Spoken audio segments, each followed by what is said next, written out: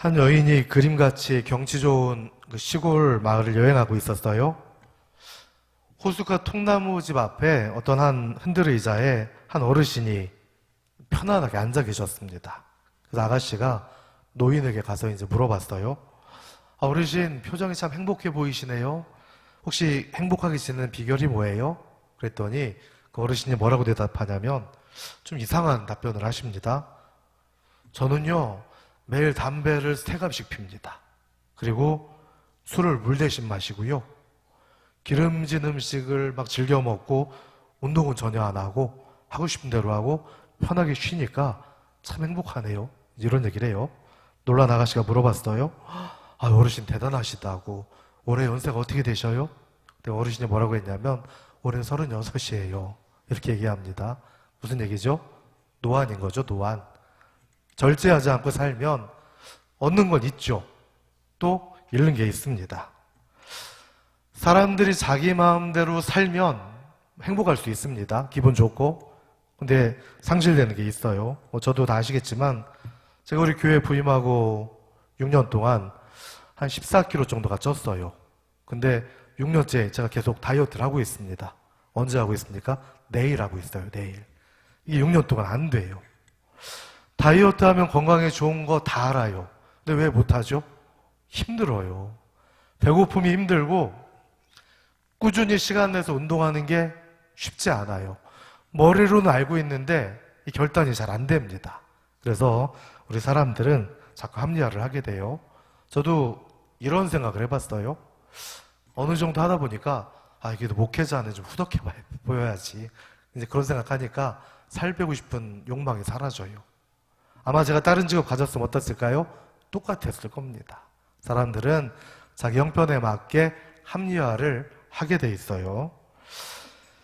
이 땅에 아이들에게 스마트폰을 주고 하루 종일 하라고 한다면 그 아들, 딸들은 다 효자, 효녀가 됩니다. 근데 엄마, 아빠가 스마트폰을 제한하면 갑자기 아이들이 변심을 하게 되죠. 왜 그렇습니까? 아이들의 중심은 자기한테만 있기 때문에 그렇습니다. 아이의 건강을 위해서, 아이의 집중력을 위해서 신경 쓰시는 부모님의 간섭이 싫어요. 아이니까. 근데 우리도 그렇지 않습니까? 하나님의 개입하심, 간섭하심이 싫을 수 있어요.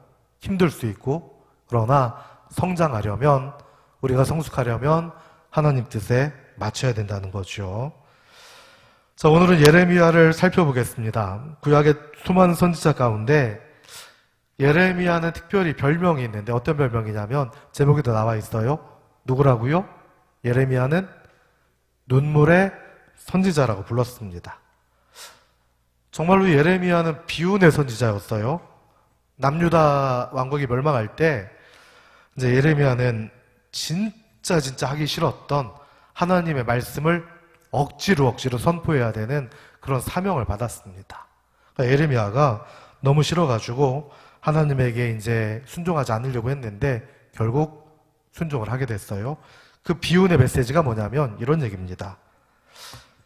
남유다가 멸망하니까 앞으로 쳐들어올 바벨론이라는 나라에게 항복하라는 거예요. 두 번째, 유대인들이 포로로 끌려가는 게 하나님 뜻이니까 순종하라는 겁니다. 게다가 그 나라로 포로로 끌려가서 그 바벨론을 위해서 기도해 주라는 말을 하는 거예요. 말도 안 되죠. 우리나라 말로 바꾸겠습니다.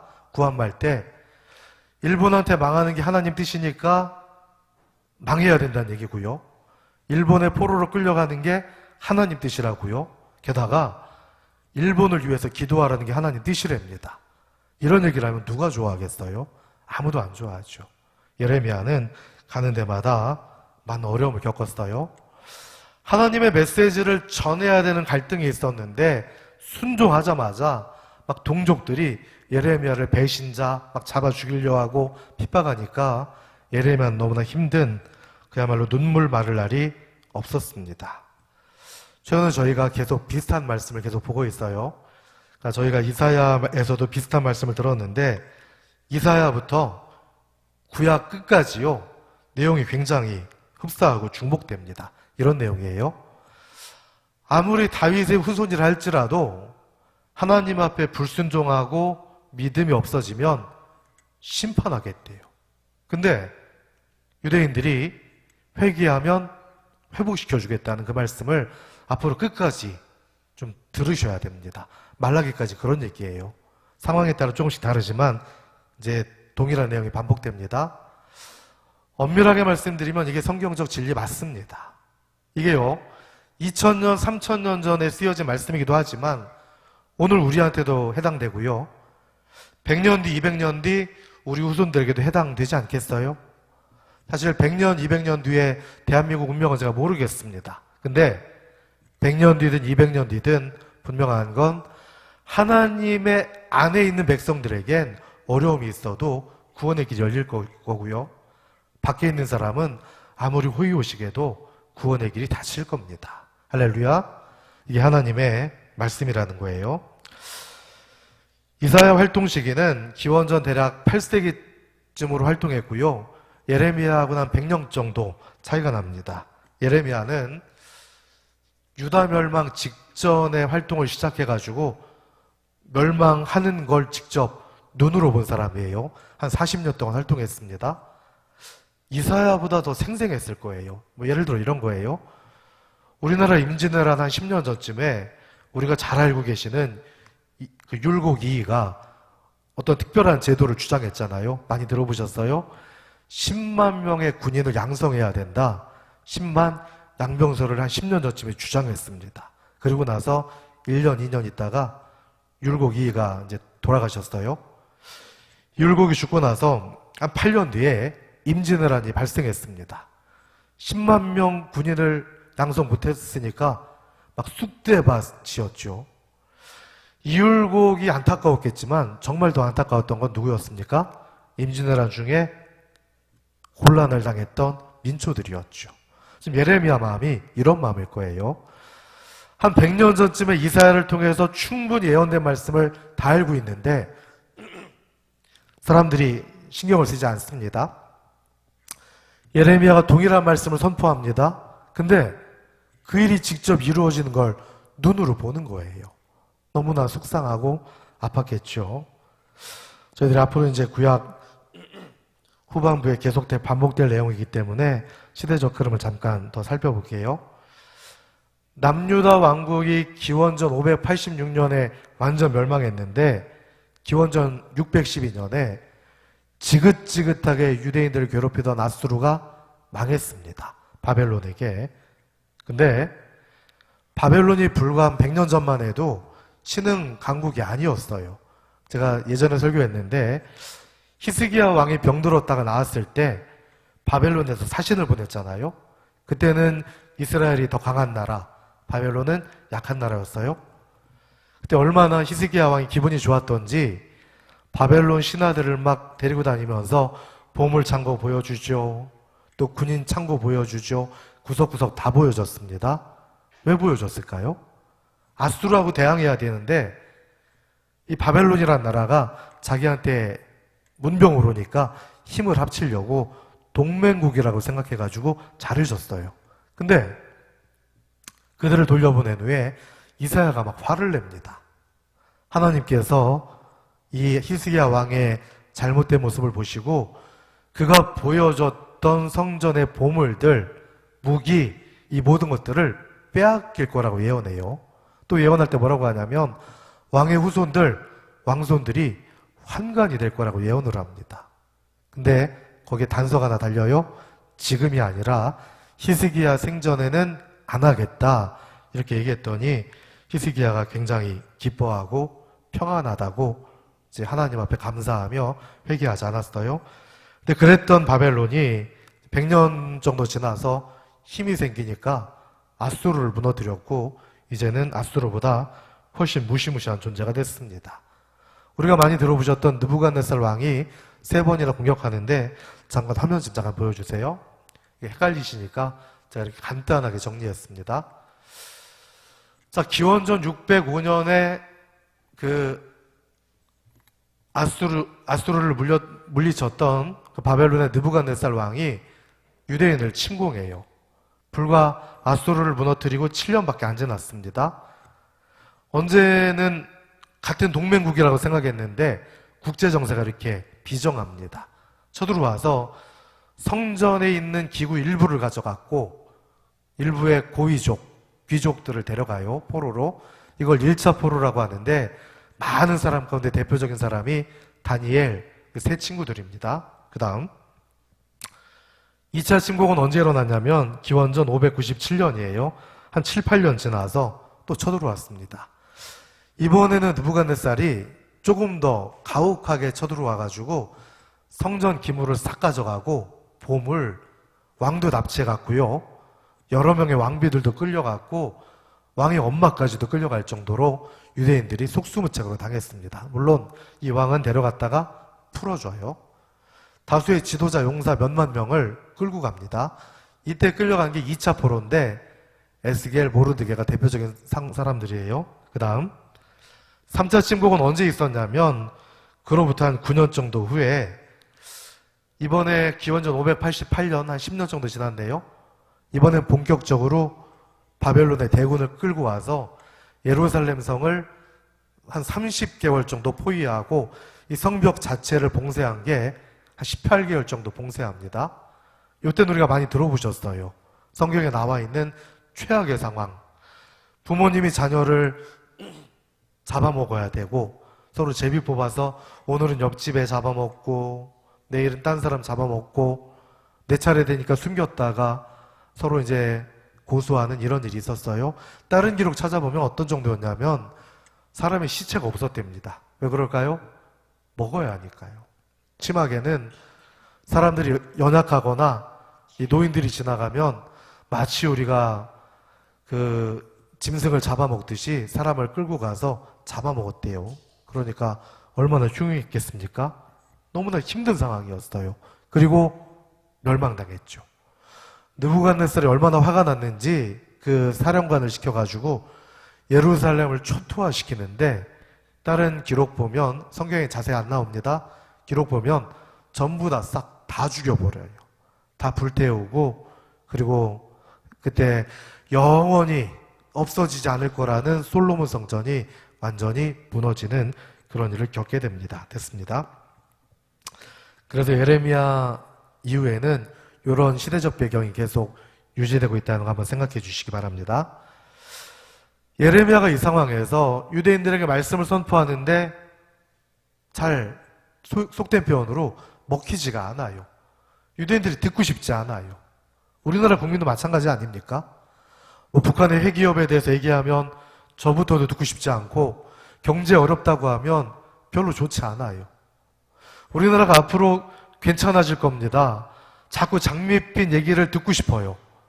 뭐 집이 있는 분들은 집값이 올라가야 되고 없는 분들은 떨어져야 되겠지만 어쨌든 자기 입장에서 듣기 좋은 얘기를 듣고 싶어요. 그러나 중요한 건 듣고 싶은 얘기를 듣는 게 중요한 게 아니에요. 실체가 중요하지 않습니까? 예레미야 빼놓고 대부분의 거짓 선지자들은 백성들에게 유대의 희망에 대해서 막 선포했어요. 성경적인 근거는 어마어마하게 많거든요. 그러니까 당연히 예레미야를 말을 사람들이 듣지 않게 되었어요. 자, 예레미야가 상징 행동을 많이 했습니다. 구약의 상징 행동이 한 3, 40개 나오는데 예레미야가 절반 정도 해당되는 15개의 상징 행동을 했어요. 행동으로 보여주는 거예요. 제가 다 할 수 없기 때문에 다음 주에 대표적인 몇 가지만 하겠습니다. 예를 들어 한두 개만 말씀드리면 이런 거예요. 예레미야가 뭐 어느 날 사람들을 데리고 토기장의 집에 갑니다. 그래서 토기장의 집에 가서 토기를 사요. 근데 그 사람들이 누구냐면 아무나 데려간 게 아니에요. 대제사장들, 지도자급을 데리고 가요. 그 사람들이 예레미야를 따라가서 토기를 샀습니다. 그릇. 근데 그걸 어디로 가져가냐면 흰놈의 골짜기라고 좀 저주받은 땅, 금기시하는 땅, 정말 이방 신들을 위해서 인신제물을 드렸던 흉악한 땅으로 지도자급을 데리고 가요. 그러고 나서 거기서 토기를 다 깨쳐버립니다. 몇 개 쳤을까요?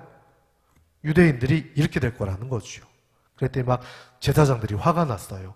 근데 예레미야가 성전으로 다시 그대로 데리고 가서 이번에는 일반 백성들에게 똑같은 말을 하니까 제사장들이 너무 화가 나가지고 예레미야를 죽이려고 하려고 이런 일들이 있었습니다. 이런 식으로 예레미야는 상징 행동을 통해서 유대인들에게 여러 보여줬어요. 근데 예레미야가 메시지를 선포할 때 탁월한 메시지가 있어요. 뭐냐면 옛날 언약은 모세율법을 지키면 되는 거였습니다. 근데 예레미야가 새롭게 선포한 새 언약은 뭐냐면 지금 유대인들이 하는 것처럼 율법 지키는 게 아니라 하나님을 믿는 믿음, 그리고 율법을 초월하는 하나님의 법, 이게 훨씬 중요하다는 말씀을 선포하는 거예요. 구약 입장에서 볼 때는 너무 파격적인 얘기예요. 모세율법이 최고, 우리나라로 치면 헌법처럼 중요한 법인데 예레미야는 그게 아니라 하나님을 믿는 것이 더 중요하다는, 마치 예수님이 생각나는 그런 말씀을 선포해요. 근데 이제 안타까운 건 예레미야가 말씀을 선포하면서 하나님이 어떤 응답을 주셨냐면 중보기도 하지 말라는 응답을 받아요. 왜 그랬을까요? 자기 동족을 위해서 중보기도 하지 말래요, 하나님께서. 왜냐하면 유대인들이 악이 너무 악하기 때문에 기도해도 소용없으니까 중보기도 하지 말고 멸망을 기다리라는 무서운 말씀을 하십니다. 제가 말씀을 준비하면서 참 오늘날 우리나라 한국 현실에 정말 필요한 말씀이라고 생각이 돼서 속상하더라고요. 물론 우리 일부 교회들의 지나친 반응 때문에 이 기독교가 공격을 받고 있어요, 지금. 그리고 코로나 때문에 뭐 경제적 위기는 물론이지만 특별히 코로나 하면 떠오르는 게 기독교인들에 대한 나쁜 인식 전환이에요. 또 안 믿는 사람들이 하나님에 대해서 아주 그냥 불신합니다. 게다가 여전히 우상숭배 수준에 빠져있는 성도님들이 교회 안에 계셔요. 코로나 핑계로 신난다 해서 교회 떠나는 분도 많이 계십니다. 제가 안타까운 건 뭐냐면 하나님께서 이런 상황에서 우리나라에 중보기도를 금지시킬까봐 걱정이 돼요, 정말. 한 사람의 목회자로서. 이 민족이 불과 100년, 120년 전에 복음의 씨앗이 떨어져서 놀랍게 사용됐는데 정말 성장도 급성장했지 않습니까? 근데 지금 반대하는 사람도 많고 중요한 건 하나님을 원망하고 배격하는 사람이 많아지다가 우리가 더 참혹한 일을 당할까 두려운 거예요. 100년 한번 보십시오. 지긋지긋한 일제, 압제가 있었어요. 6.25 전쟁 겪으신 분 많이 계십니다.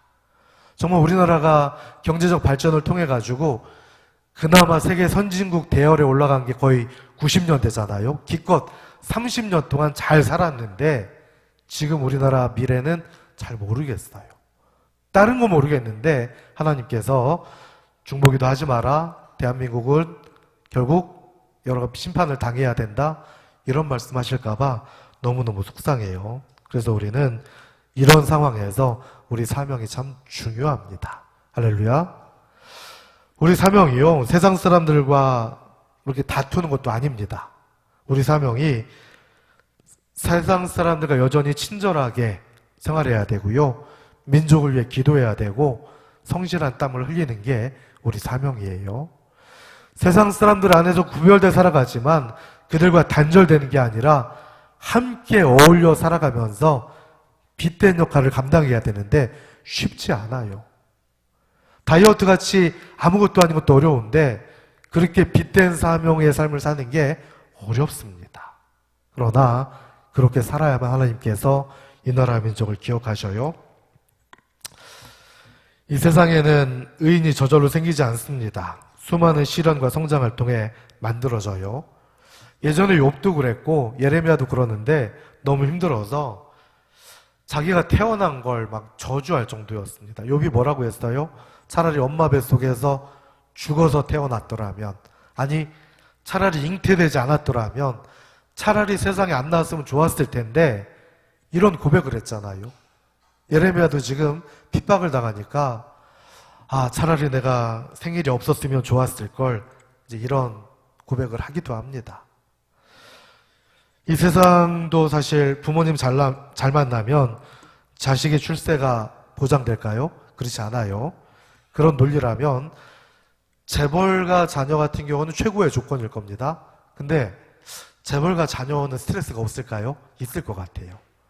우리가 잘 아는 정주영 회장은 86세밖에 못 살았더라고요. 삼성 이건희 회장은 78세였고 그 아버지 이병철 회장은 77세까지 살았더라고요. 참 희한해요. 대기업 총수들은 정말 최고의 음식, 최고의 관리를 받을 텐데 생각보다 오래 살지 못했어요. 근데 다른 건 모르겠지만 아마 제가 그 자리에 올라간다면 얼마나 스트레스 받을까요? 결정 잘못하면 기업 가치가 뚝뚝뚝 떨어지고 어디 투자 잘못하면 망할 수도 있는 상황이면 얼마나 힘들겠어요? 우린 그들이 부럽지만 그들은 우리 일반인이 부러울 수도 있습니다. 사실 사람들의 삶이 거기서 거기에요. 이제 이건 그냥 제가 만든 얘기입니다. 썰렁한 얘기예요. 어디 뭐 보고 베낀 게 아니라 제가 창작한 얘기이기 때문에 썰렁해요. 제가 미리 말씀드립니다. 왜 저런데? 그렇게 하지 마셔요. 제가 문제 내겠습니다. 전주 비빔밥보다 늦은 비빔밥이 뭔지 아십니까? 제가 만든 거라 말도 안 돼요. 전주 비빔밥보다 늦은 비빔밥. 지지난주 비빔밥. 말도 안 돼요. 진짜 문제 낼게요. 그럼 전주 비빔밥보다 빠른 비빔밥은 뭘까요? 이번 주 비빔밥 이런 거 아닙니다. 전주 비빔밥보다 빠른 비빔밥은 아내가 만들어주는 비빔밥이에요. 말도 안 되죠? 충분히 예상해서 괜찮습니다. 제가 예전에 소풍클럽으로 전주를 간 적이 있어요. 근데 그때 우리가 전주에서 유명한 비빔밥집을 찾아갔어요. 기억은 안 나는데 비쌌어요. 이런 데가 한 10,000원, 11,000원이면 거기는 16,000원, 17,000원 이렇게 했던 것 같아요. 밥이 딱 차려지는데 너무너무 예뻐요. 비벼서 먹었는데 맛이 있었을까요? 없었을까요? 맛은 있는데 그냥 그래요. 왜 그럴까요? 제 안에 요리 실력이 뛰어나서? 아니요. 그때 한 10분 정도 가셨는데 제 기억에는 만족하신 분이 한 분 정도밖에 안 됐던 것 같아요. 다들 드시면서 아유 이거 집에서 하는 것보다 못하네 다 그러셨습니다. 왜 그런지 아십니까? 비빔밥이 그게 그거예요. 전주 비빔밥이든 서천에서 만드시는 비빔밥이든 우리 집에서 그냥 간장 넣고 비비는 비빔밥이든 거기서 거기에요. 전주 비빔밥은 정말 예쁩니다. 보기에 너무 아름다워요. 제 아내가 그 정도 수준으로 절대 못 만들어요. 근데 그 보기 좋은 비빔밥 안에는 내가 싫어하는 나물도 있고 알레르기 있는 것도 있고 또 불편한 것들도 섞여 있습니다. 나한테 가장 좋은 비빔밥은 내가 가장 좋아하는 것들이 섞여 있는 비빔밥이 최고예요. 비빔밥같이 작은 것들도 명성이 있으나 없으나 그건 중요하지 않습니다. 거기서 거기니까요. 우리 사람도 마찬가지예요. 화려해 보이는 사람이 있고 성공한 삶을 산 것처럼 보이는 사람이 있습니다. 초라한 사람도 있고 보잘것없어 보이는 사람도 있어요. 근데 우리가 함부로 판단할 수 없습니다. 왜냐하면 그 사람 각각에 맞게 하나님께서 사명도 따로 주셨고 식성도 다르고 성향도 다르고 생각과 판단 모든 게 다르기 때문에 그래요. 사랑하는 성도 여러분, 똑같은 눈물이어도 정반대로 흐르잖아요. 언제 옵니까? 슬퍼서. 반대로 기쁠 때 울어요. 이곳에 계신 모든 분들은 예레미야와는 다른 의미의 눈물의 선지자 되시기를 축원합니다. 예레미야는요 40년 동안 사역하면서 민족적 고난, 아픔, 속상함, 상처 이것 때문에 눈물이 마를 날이 없었는데 이곳에 계신 분들은 감사해서 기뻐서 행복해서 은혜로워서 정말 기쁨이 흘러넘치는 그런 눈물을 흘리시기를 축원합니다. 유명한 카이스트 과학자 정재승 박사가 쓴 글 중에 이런 글이 있어요. 12발자국이라는 책이 있는데 그 내용 중에 이런 내용이 있습니다.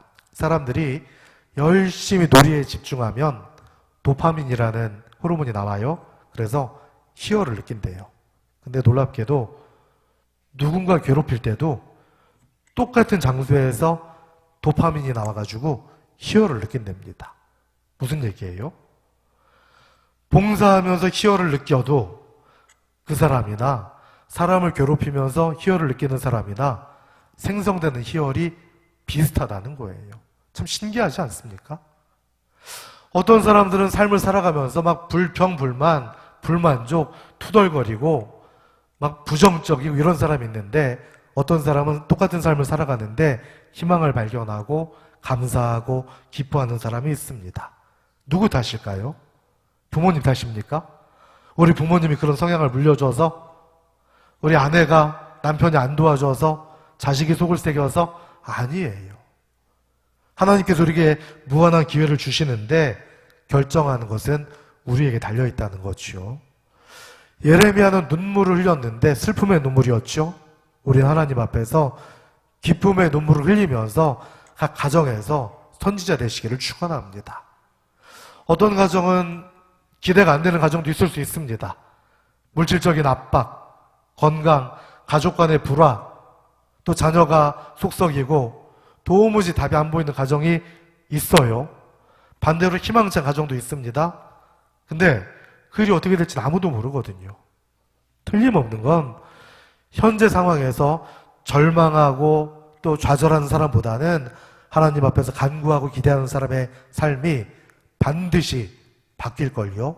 사랑하는 성도 여러분, 제가 여러 번 부탁드리지만 다른 의미의 눈물을 흘리시면서 그런 눈물의 선지자 되셔서 작게는 각 가정이, 크게는 이 나라와 민족이 하나님의 은혜가 가득할 수 있는 그런 나라와 민족, 그런 가정, 그런 교회 되기를 간절히 소망합니다. 기도할게요.